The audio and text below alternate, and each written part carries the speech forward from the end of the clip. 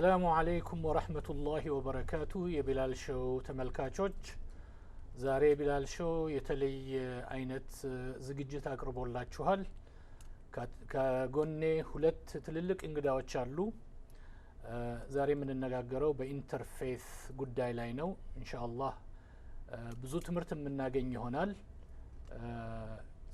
ከአንድ አፍታ ኋላ ተመልሼ እንግዶቼን አስተዋውቃለሁ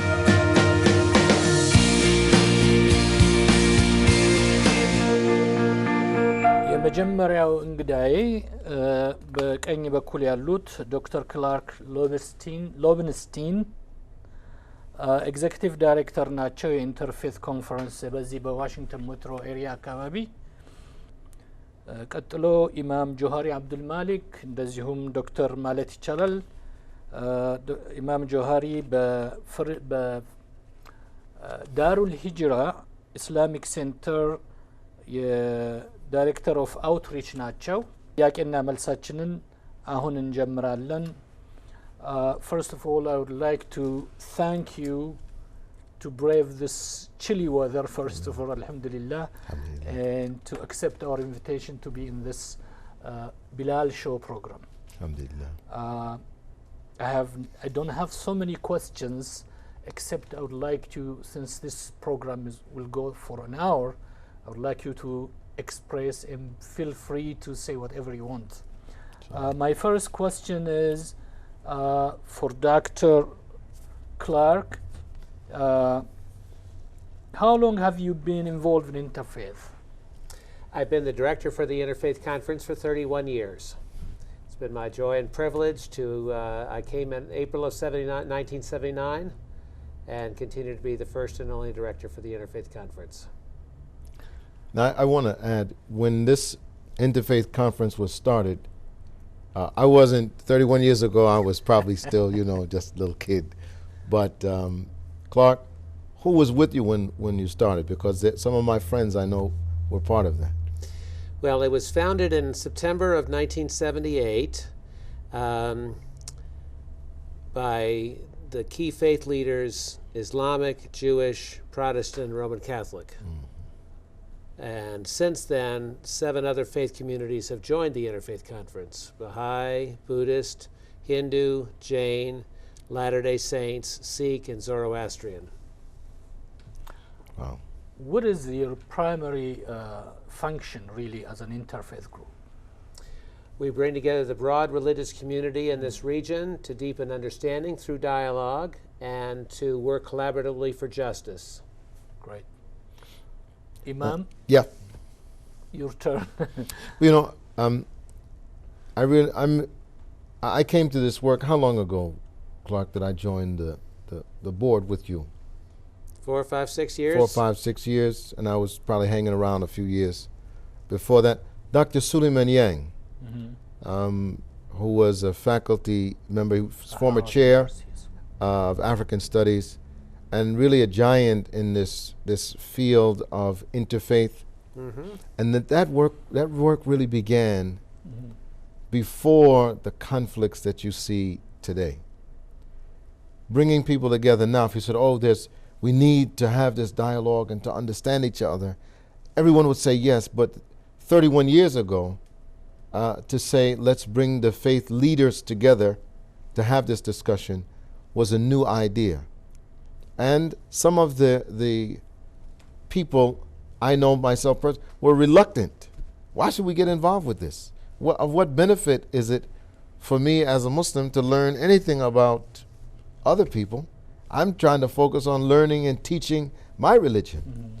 But they saw something 31 years ago, and Dr. Suleiman Yang was one of those people who influenced me that we need to have this dialogue because it is going to be necessary in the future in order for our society to move forward. We were not prepared for what those crises would be like, but I think the founders of IFC saw that need on the horizon before most people did. I could just add to that, Imam Johari, that because of all of that collaboration since 1978, when 9/11 happened in 2001, it was easy for us to respond. And we already had the knowledge of who the major players were. We already knew, we already had the trust among us to take action. And so on Thursday morning, September 13th, at Georgetown University, we were able to have a really wonderful service of prayers for peace, for justice, and for comfort in this time of great tragedy. Some people think that interfaith dialogue is like creating a new religion. What do you say about that? No way. I don't want a new religion. Okay. And I want to affirm the established historical religions. We have a rule in the Interfaith That's right, that's Conference right. that you cannot join unless you're 100 years old. You don't mean personally. No. The religion. The religion. So the religion is at least 100 years old because you have survived your founder. You have established yourself. You're going to be around for a while. You're not a new religious movement. You're not a cult. But at the same time, we want to emphasize the value of each religious tradition. So we have a very important principle in the Interfaith Conference that every faith community must speak for itself. So although I know a fair amount about Islam, I never speak about Islam. I mean, yes, I'll defend certain aspects or whatever. I had quite a conversation at a friend's house recently about why do Muslims not speak out against all the terrorism? And I said, they do speak out. We just don't hear about it.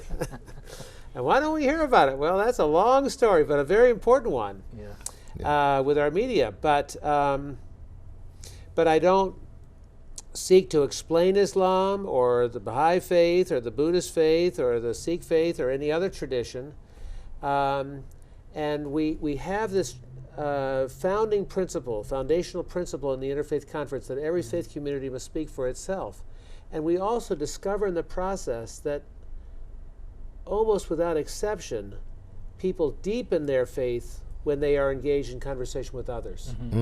They are asked questions about, well, what does Islam believe, or what do Jews think, or whatever, whatever the faith community is.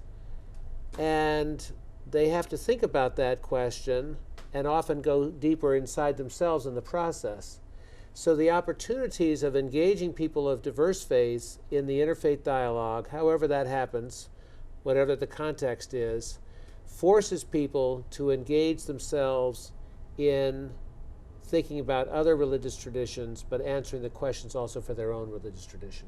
I mean, in the same way, this idea that, okay, is interfaith a new religion?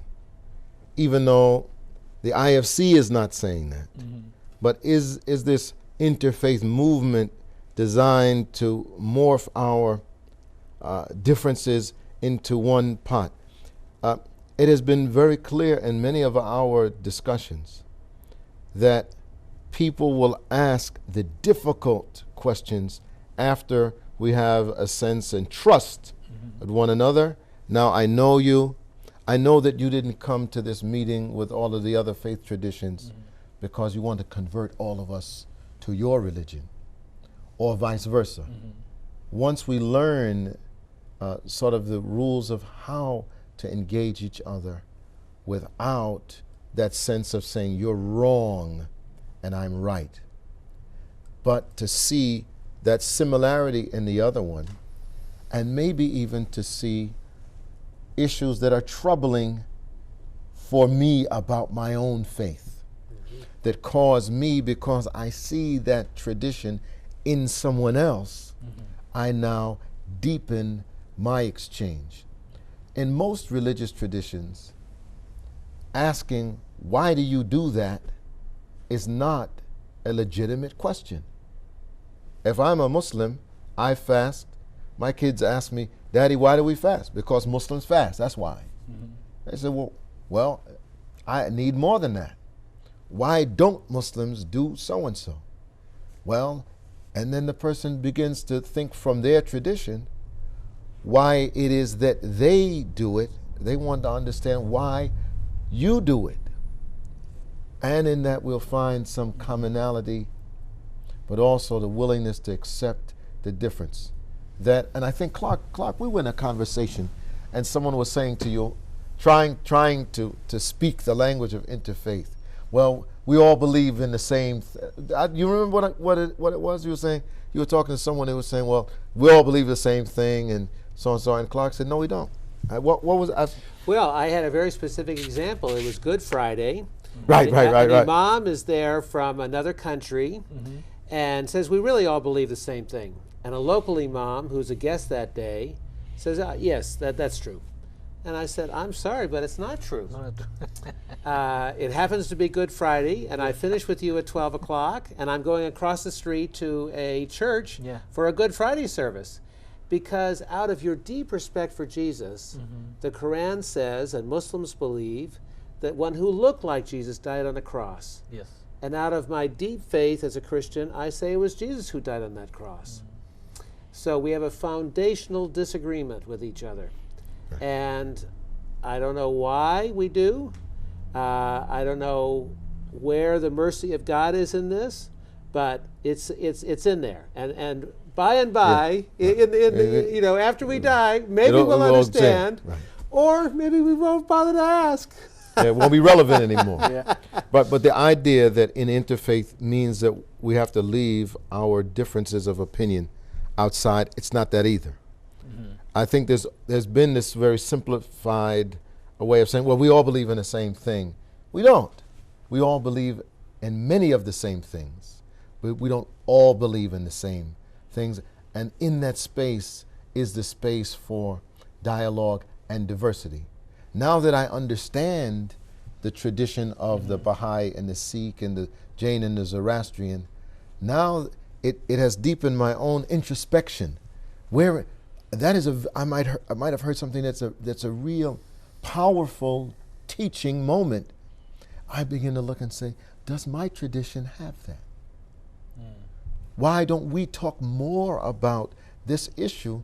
Because now I'm seeing other issues in these other traditions that are valid. Where are they in my own tradition? And so I have to seek to find that part of me that maybe hasn't been raised up. I meet many in the Jewish tradition who say, you know, Muslims are very preoccupied with Moses and Abraham, and those aren't the real giants for us in our discourse. Moses is the lawgiver and so on, but right now, the day of Ashura, my mother and I were talking today. My mother's a Christian, and but she believes in Muhammad. Okay, right? But she said, tell me about Ashura, because I don't understand. Muslims are celebrating the day that Moses was freed from Pharaoh, but I don't get it. And I was like, well, this is not an interfaith discourse. This is simply you understanding that myself as a Muslim, there are things about Moses that I believe in that maybe as a Christian, you haven't fully embraced how I could have that connection. I said, we do. But there are other areas where we don't. And that's fine. That's a maturing. That's the place where intelligent people can begin to move not only themselves. Clark says this all the time. You know, I love Clark Lovenstein. Clark says, and I'm gonna stop, says, when you have this understanding, don't keep it to yourself. When you understand about the other, don't keep it to yourself. You have an obligation then to share that tradition outside. And I'm reminded. But I think they have to go for a break. That's why. I'll be back. ከአንድ አፍታ ኋላ እንመለሳለን። ተከታተሉን።